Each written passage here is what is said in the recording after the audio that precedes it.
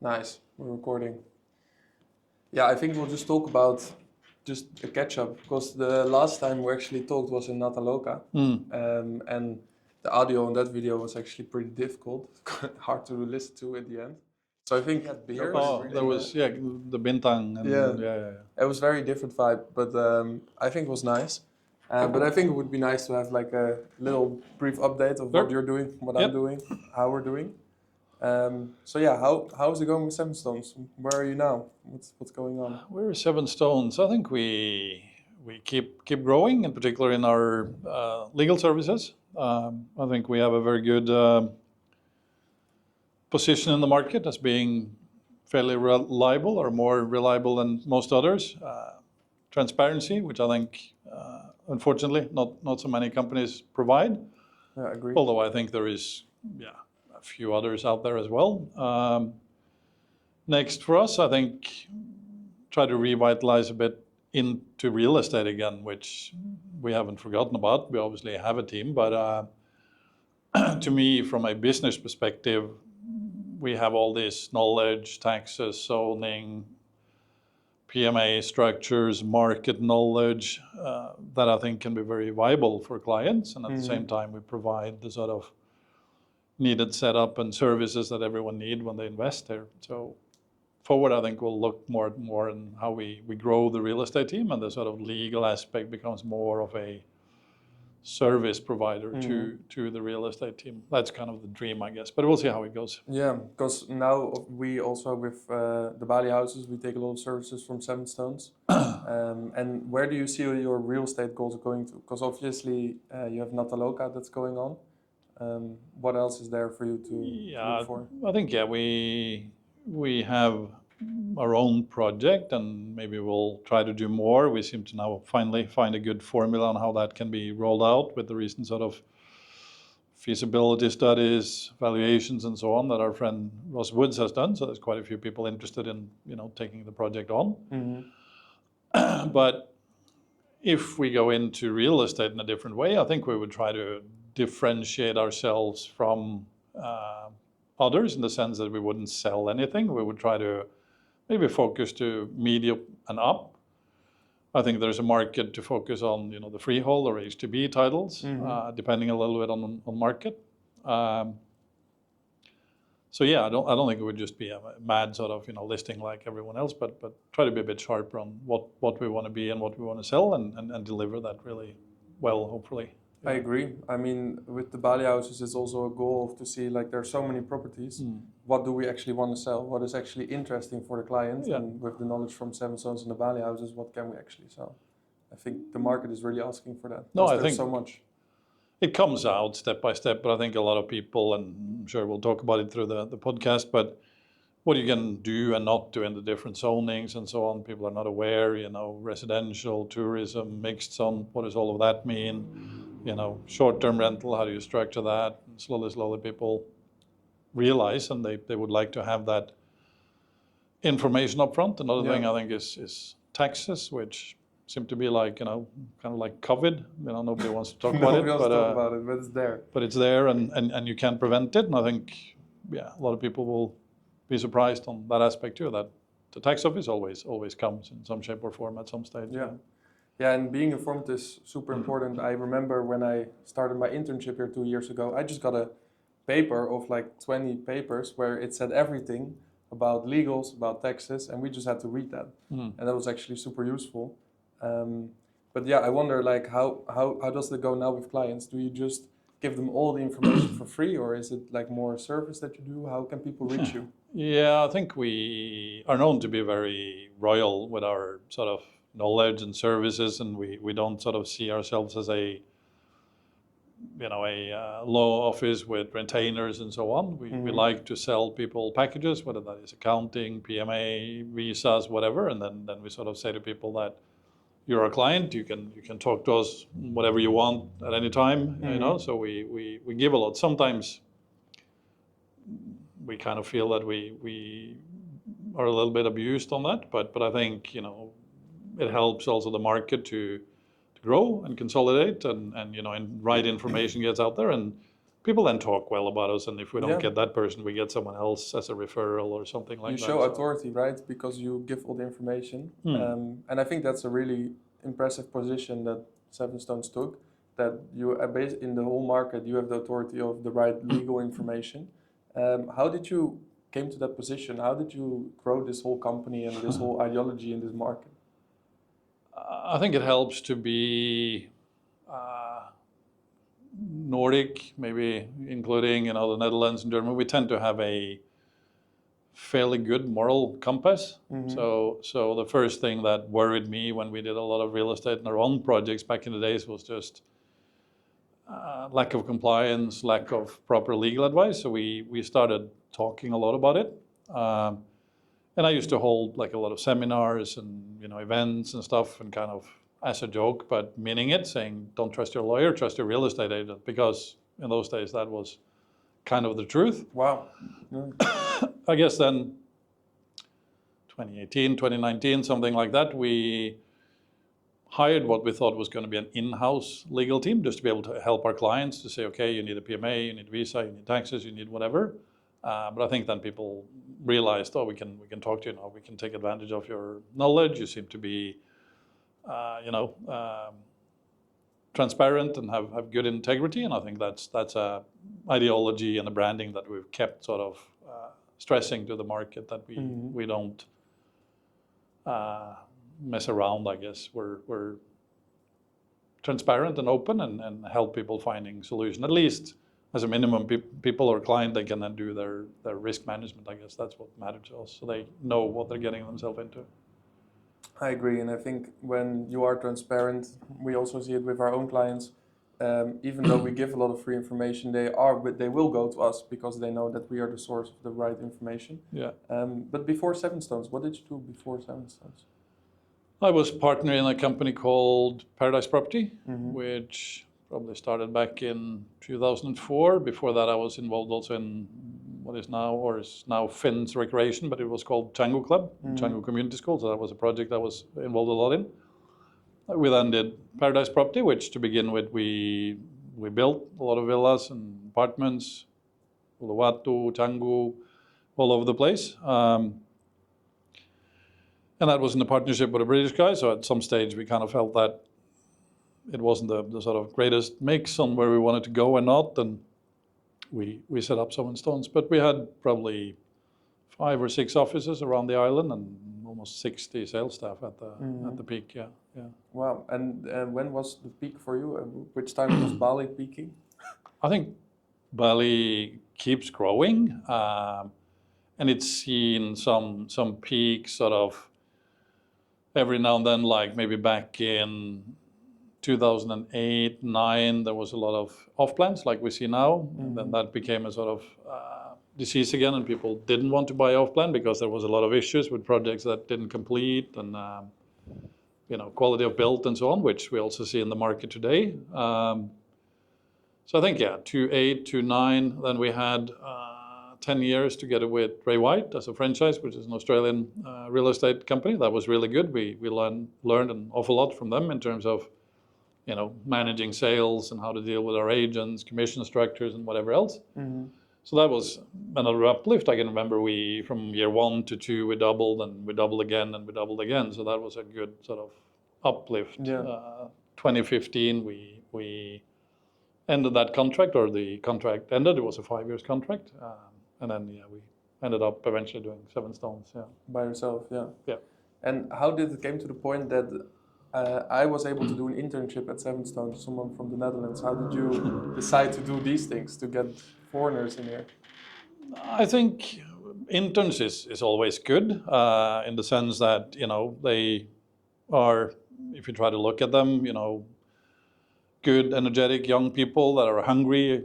They want experiences, they want life, and I think our company can help provide it. Maybe a little bit different from working in a, company in Jakarta or Singapore, but still structured and beneficial, so that you can obviously tick off on what you need to qualify in your intern back to your university. And I think you and a few others obviously saw the light, I guess, and The light of liked Bali. what was happening, and you're back again to stay. Yeah, actually, which is interesting. Is there still? Do you always have students? Like, can people still apply for Seven Stones? Yeah. We work with a company that obviously provides us interns, and sometimes we get people who just have heard of us and they send us applications. So we still want to take on maybe 3 to 4 interns every semester. At some stage, I think we had 8, and that was a bit too much because we can. Yeah, was all Dutch people, very tall. Horrible. Yeah, but it was quite nice, I think. Okay, to go in a whole different topic, I think we kind of know what Seven Stones is doing, and through my internship, I basically grew in the company, but then decided to say, hey, I want to do my own thing and focus on the Netherlands, but still in a partnership with you. So now I rent upstairs, actually, right above here, and from that we see that we use basically all the knowledge from Seven Stones and all the legal services, and in that we see a lot of changes, which is always something that is interesting also for our viewers to know, because we talk a lot about how is the legal market standing and how is the property market standing right now.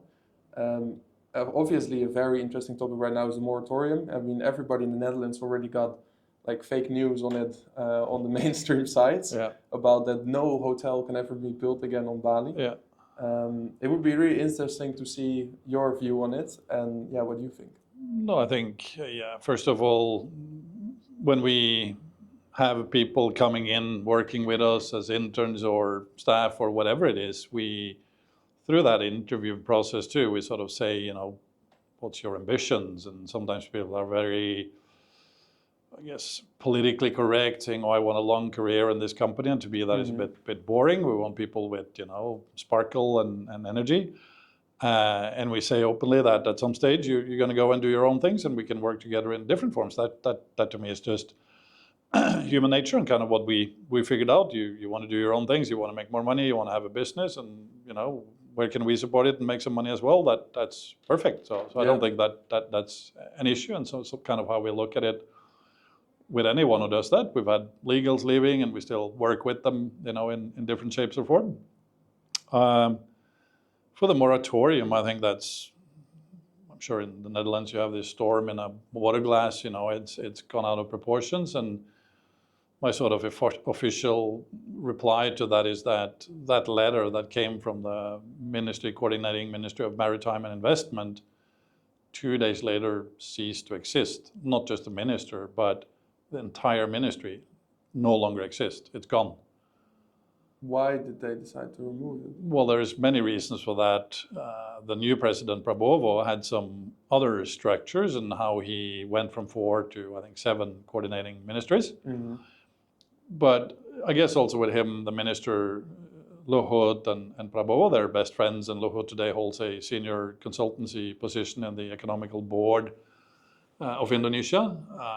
But a lot of people kind of betted on the fact that both Luhut and Prabowo are ex-Kopassus generals, so special force generals, and Luhut is senior to Prabowo, meaning older. Yeah. So even if they're now retired generals, Prabowo, I'm sure, didn't want that in there, so that was a total restructuring, get all of that out of the way, and work together with Luhut in other ways. I think there's also questionable legalities around this, in the sense that for moratorium, the interim governor sort of sent a request to the central. To me, that is wrong, because the governor is the one that actually has the authority, or the president. Yeah, that's to go from central to local, not from local to central. So in this case, it's what we call an escamentry, or a ministerial letter that doesn't necessarily carry any weight. And I think it's faded away. We've spoken to different ministries, the BKPM and so on, and they all don't really want to pick up that hot potato. Yeah. Both the candidates running for governor now have no interest of the moratorium, and I think the last, when was it, on Sunday, the new president, Prabowo, was here, and he had a few speeches, and he had not one word about the moratorium. Yeah. What I think we'll see is, though, a much tighter regulations. Existing regulations will be enforced to get things under control, whether that is taxes, zoning, build permits, Yeah, because and so the on. idea behind the moratorium is quite good. In fact, if the green zone stays green zone, right? It's actually a good thing in that sense. Yeah, so to say that there's a moratorium to develop green zones, to me, doesn't make sense, because you can't build in green zones anyway with the existing law. But to have that enforced, obviously, is a good thing. Yeah, and we need to see more of that enforcement for sure. Yeah. We also see that then after this, people start really worrying about their building permits, especially SLF. Like we talked about before, SLF is basically some short form new building permit that just makes things quicker, but it's not really a full building permit. How do you see that? Because obviously we would want people to build with the PBG at start, but still most developers don't do it. Yeah, I think we first got to look at sort of one of the excuses that everyone uses is that the PBG takes a lot of time. Yeah. And I think if you go back to the Netherlands or I go back to Norway, 6 months to a year is normal for a council to decide on whatever permit it is that you're applying for to build, houses or commercial or whatever. So the sort of 5-6 months that it takes here, to me, is acceptable. We just need to have that in part of our planning. The SLF solution was something that when the government went from the old regulation of what they called IMB to now PBG and SLF, that was mid-2021. And anything that had started then could just go for the SLF to complete their permits. Now that then have become a loophole. Everyone goes for the SLF. Yeah. But in real facts, real terms, to build without a PBG is actually a criminal offense. You can have serious issues. And again, I think that's something that the government will enforce further and further. As a minimum, if you go for SLF for whatever reasons, you've already started and you can't get your PBG, then make sure you cover all the institutions that could potentially create issues out of that. Yeah, because what we see now is that people get fined for the price of PBG basically if they don't have it, and then they have to pay up the price of the PBG, and that goes to the police and to the local community. Yeah, I think talking about bribery is a sensitive issue, but you have that flying around that they figure out what you should have paid and they'll charge you in different ways, official, non-official.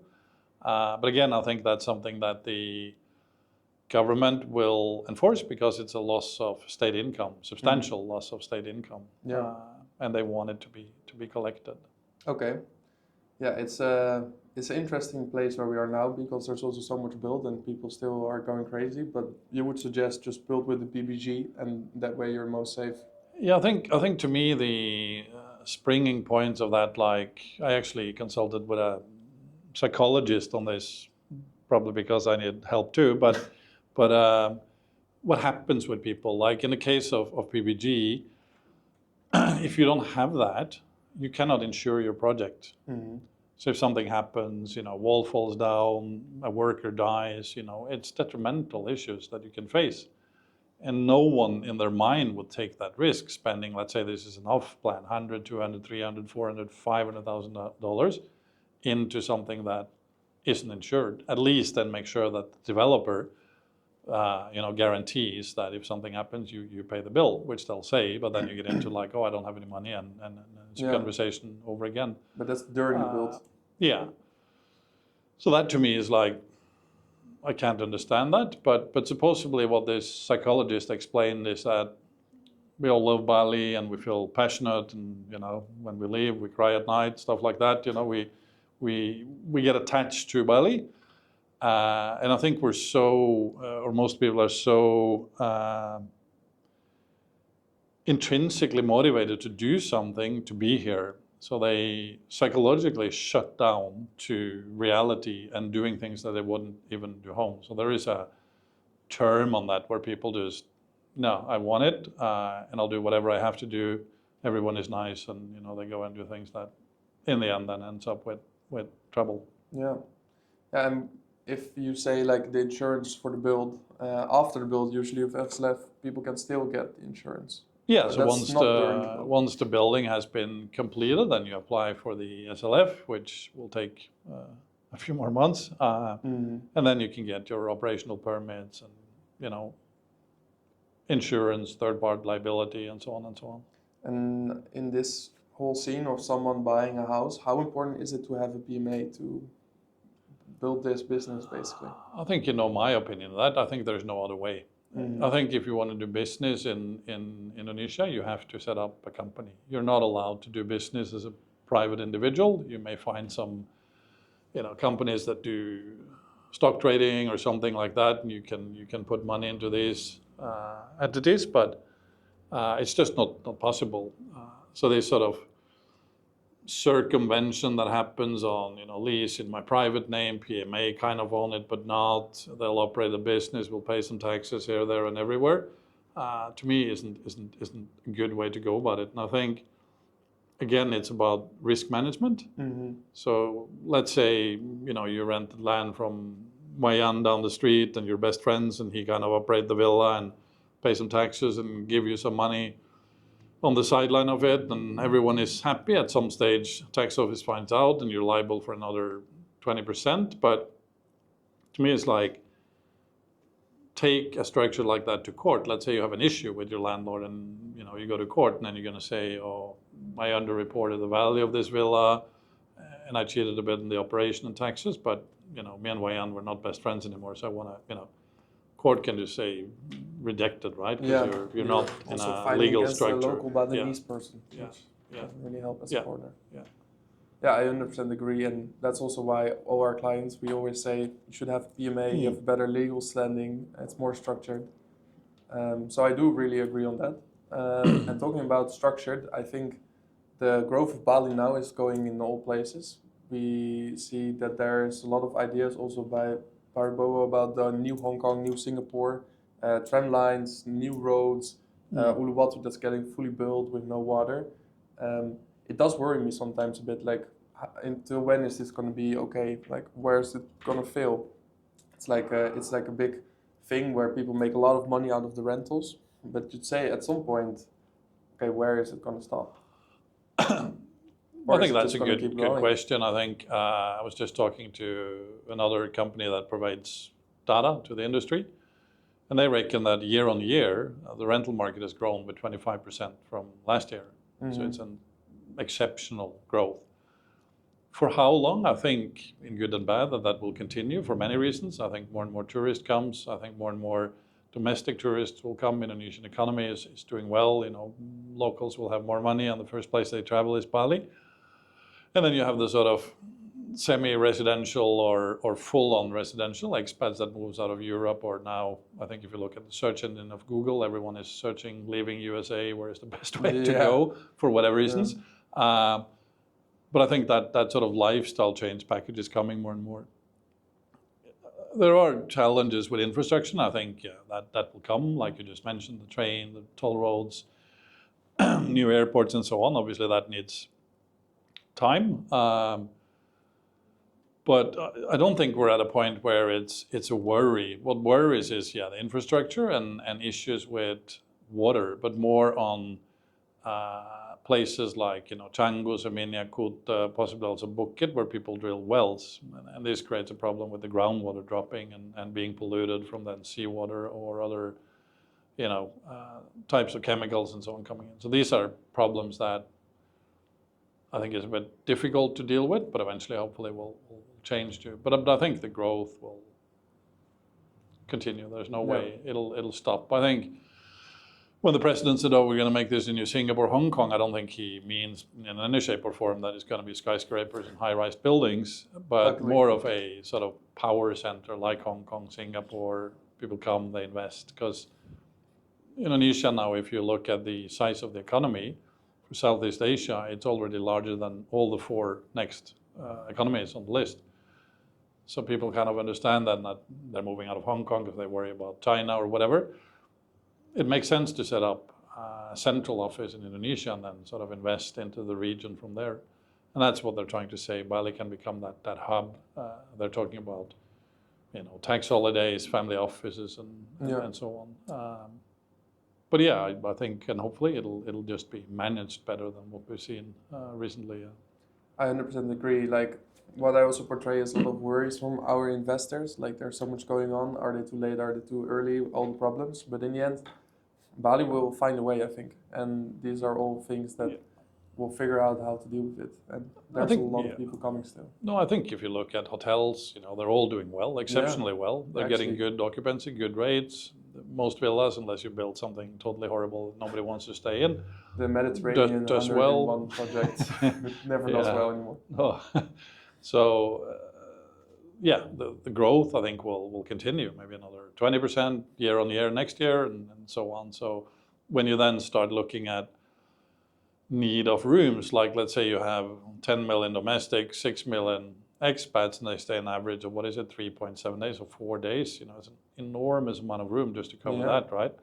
And then you have residential, semi-residential, if they stay here for a year, that's 365 room. That's on every person. If you have 200,000 of that, you know, it just blows everything out of the scale. I do think that certain markets will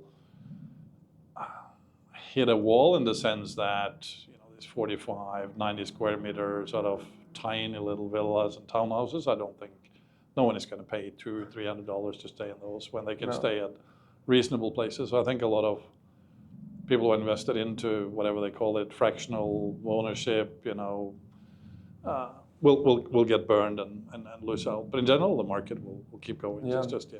We also see, because of the Asian market growth, that a lot of people come with bigger families, with their nephews, with their aunts, and then or get in a resort or a hotel or bigger villas. Yeah. And the really small villas is kind of dying out. No, I think you're right. I think that you come to Bali, you want to have a garden, you want to have a pool, you want to have some space, you can sit around the same table without, you know, sitting on each other, and, you know, enjoy your holiday. So yeah, no, I 100% agree. And and this is all the opportunities that obviously with the BaliHouses and SevenStones we help people with to find, and we give this information to the client to see like, hey, how can we make a good sale? How can we make sure that you invest in something that's actually worth it? And I think we should keep doing that. We're two transparent players in the market, I think. And no, I think you're definitely onto it. You're doing the right thing in the sense that you're transparent, and you tell people, and you take on reliable projects, which is good, so people can buy with some confidence. I think also, since you're Dutch, you focused on the Dutch market, and I think we talked a little bit about this. I think the Dutch market understands Indonesia in a different way than most other European markets. It's kind of been in their history books for hundreds of years. Yeah. So it's not something that they don't understand and worry about, and it's an easier sell probably. But definitely, I think forward, people will hear good stories and bad stories, and then they will figure out who sold the good story and come to those entities for sure. Yeah. I 100% agree, and I hope we can work together for a long time. Forever and ever. Yes, well, thank you for your time. Thank you. And then, thank you guys for watching.